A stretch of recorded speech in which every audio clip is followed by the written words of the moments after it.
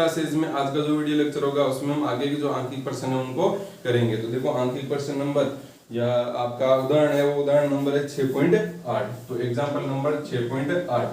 तो example number 6.8 क्या है कि एक अल्प प्रतिरोध, तो हमारे को ज्ञात क्या करना है, एक अल्प प्रतिरोध ज्ञात करना है। तो एक अल्प प्रतिरोध ज्ञात करने के लिए इसे उच्च प्रतिरोध R के श्रेणी क्रम में जोड़कर स्थिर धारा प्रवाहित की जाती है। हमने जब अल्प प्रतिरोध है उसको ज्ञात करने का फॉर्मूला निकाला था, तब हमने वहां पर बोला था कि जो अल्प प्रतिरोध होगा, अल्प प्रतिरोध को अगर ज्ञात करना है या अज्ञात प्रतिरोध है, क्योंकि अल्प है, अल्प मतलब छोटा प्रतिरोध है, तो उसको आप अज्ञात प्रतिरोध बोलोगे ना। तो अगर आपको अज्ञात प्रतिरोध ज्ञात करने के है तो आपको ज्ञात प्रतिरोध पता होना चाहिए। ठीक है, तो अब देखो आगे के आगे क्या बोला हमारे को, प्रतिरोध R के श्रेणी क्रम में जोड़कर स्थिर धारा प्रवाहित हो रही है।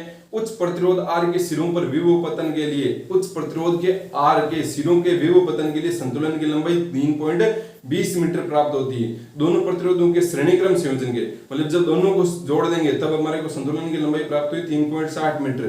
प्रतिरोधों R व स्मॉल r का अनुपात ज्ञात कीजिए। तो अब ये कहना क्या चाह रहा है वो देखो। ठीक है, तो पहले मैं परिपथ बनाता हूं, बनता कैसे आपका परिपथ। तो ये मान लो आपका पहला प्राथमिक परिपथ है। ठीक है, प्राथमिक परिपथ में एक बार हम क्या नहीं लगाएंगे, बैटरी मतलब आंतरिक प्रतिरोध वगैरह उसको नहीं लेंगे एक बार, तो क्योंकि हमने बोला उसने क्वेश्चन के अंदर बोला नहीं है यहाँ पर।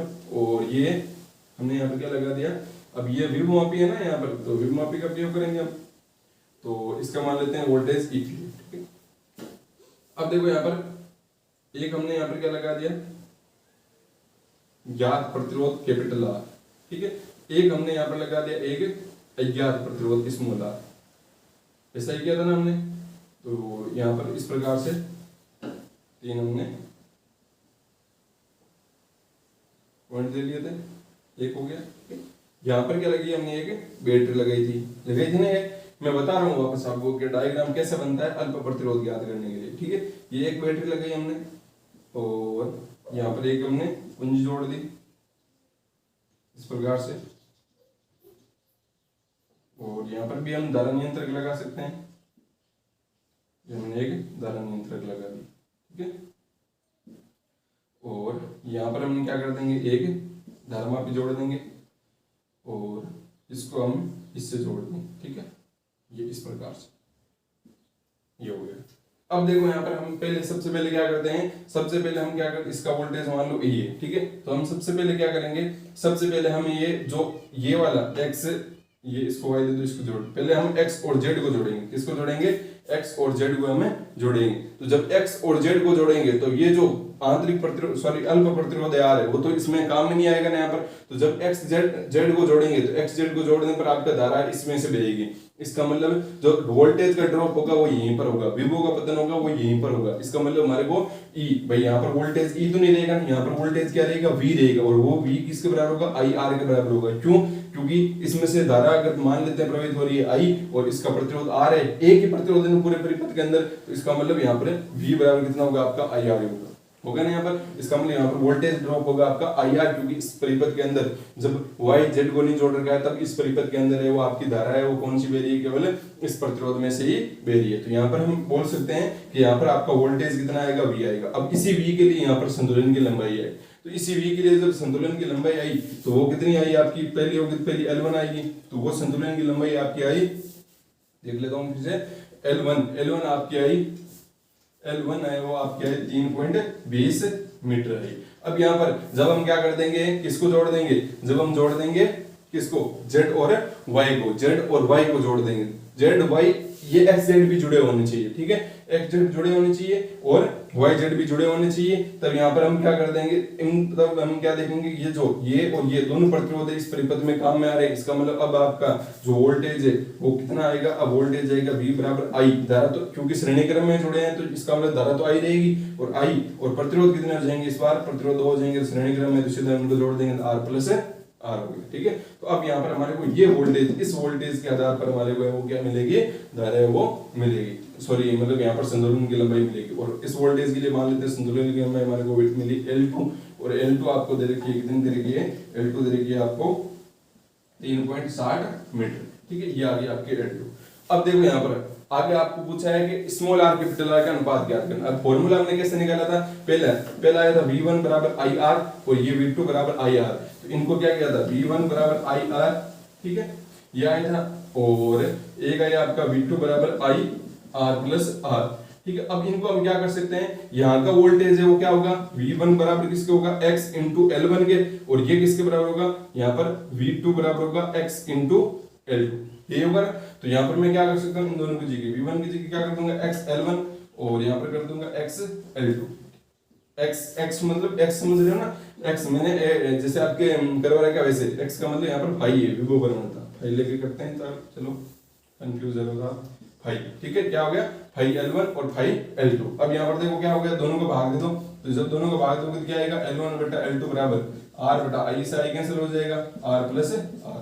इसको फिर से उल्टा कर दो, ठीक है, ताकि हमारा सोल्व हो जाए। तो इसको उल्टा कर देते हैं, R प्लस स्मॉल r बटा r बराबर क्या हो गया, L2 बटा L1। इसको नीचे भेज दो तो 1 प्लस का r बटा r बराबर L2 बटा L1, और यहाँ पर क्या आ जाएगा, 1 को साइड भेज दो तो स्मॉल r बटा r बराबर जगह L2 बटा L1 माइनस का 1।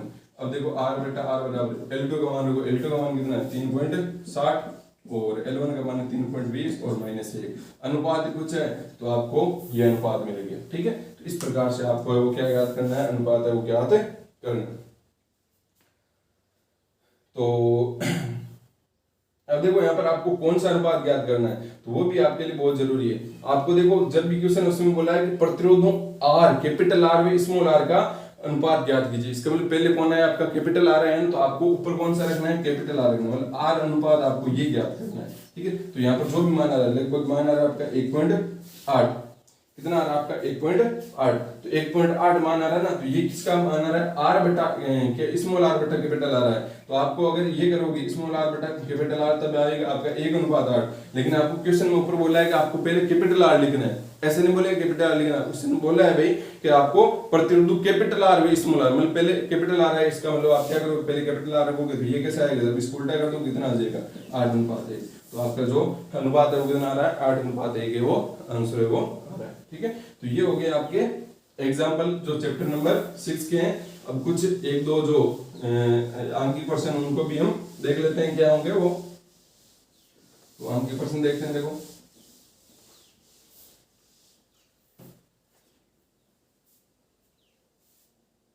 आंकिक प्रश्न नंबर देखो पहला, आंकिक प्रश्न नंबर पहला क्या है, आपको एक डायग्राम दे रखा है इस प्रकार से,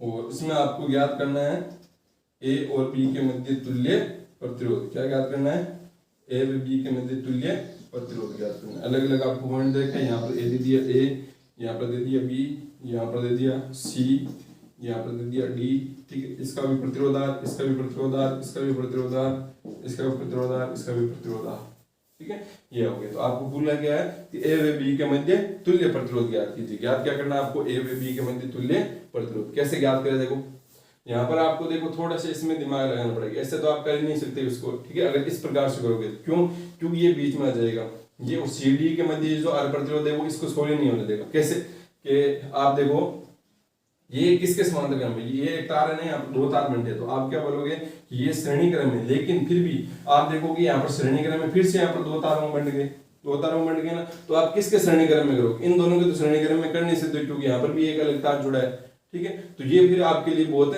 मतलब कंफ्यूजन वाली बात हो जाएगी। तो इसके लिए देखो यहाँ पर आपको ये जो ये ऐसा, जब भी आपको ऐसा परिपथ दिखे यहाँ पर कुछ बनाया हुआ, इसका मतलब ये व्हीटस्टोन सेतु, ये ऐसा परिपथ जब भी आपको बनाया हुआ दिखे, बीच में ये आए और इस प्रकार से आए, इसका मतलब ये व्हीटस्टोन सेतु को बता रहे। कैसे, यहाँ पर देखो आप क्या करो, व्हीटस्टोन सेतु कैसे होगा, आप यहाँ पर एक काम करो कि ये जो आप नीचे लेकर आओगे, एक इस प्रकार से ऊपर लेकर जाओगे, तो ये पूरा जो आपका जो भी यहाँ पर परिपथ है वो किसकी तरह बनेगा, आपका व्हीटस्टोन सेतु की तरह वो बनेगा। तो जब भी अगर याद रख पाते हो, ऐसे बना पाते हो तो अच्छी बात है, नहीं तो आप यही याद रख लो कि ये जब भी ऐसा परिपथ हमारे को दिखेगा, इसका मतलब ये कौन सा आपका व्हीटस्टोन सेतु है। तो इसको व्हीटस्टोन सेतु बना लेते हैं यहाँ पर, ठीक है। तो बनाते हैं यहाँ पर, और सबके प्रतिरोध कितने आपके, सबके प्रतिरोध है आपके R ओम। और बीच में एक प्रतिरोध लगा है, व्हीटस्टोन क्षेत्र में भी तो एक प्रतिरोध लगा है ना, जिसकी वजह से हम प्रतिरोध ज्ञात नहीं कर सकते तुल्य प्रतिरोध जब तक कि सेतु संतुलित अवस्था में ना हो। ये हो गया आपके ए और बी, ये हो गया सी और डी। तो यहाँ पर देखो बी है वो डी और सी से दोनों से जुड़ा है, देखो बी है वो सी और डी दोनों जुड़ा है, देखो जुड़ रहा है नहीं जुड़ रहा है, बी है वो डी से भी जुड़ा है, बी है वो सी से भी जुड़ा है, जुड़ा नहीं है पर ये वाला देखो तार आ रहा है, और बी है वो डी से भी जुड़ा है।